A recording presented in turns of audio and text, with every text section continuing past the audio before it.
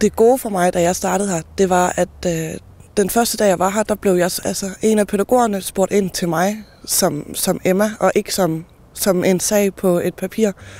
Og det var rart at blive mødt af imødekommenhed og glæde og nysgerrighed, i stedet for bare at blive dømt eller blive tænkt alt muligt om, hvad der står i tidligere papirer. Og det var bare meget rart for mig at blive mødt som et menneske og ikke som en sag. Det, jeg har fået fra Askov, er, at jeg har fået hjælp til at kunne klare et normalt hverdagsliv og fået styr på de problemer, jeg havde, og de udfordringer, jeg havde. Og jeg bor nu i egen lejlighed og passer skole, og der er styr på det hele, og det ville jeg ikke have kunne for 6-7 år siden. Det har Askov egentlig været grunden til, at jeg kan det den dag i dag. De har været gode til at skulle presse og til at vide, hvornår de skulle stoppe, og bare rigtig gode til at høre på mig, og hvad jeg følte, jeg havde behov for.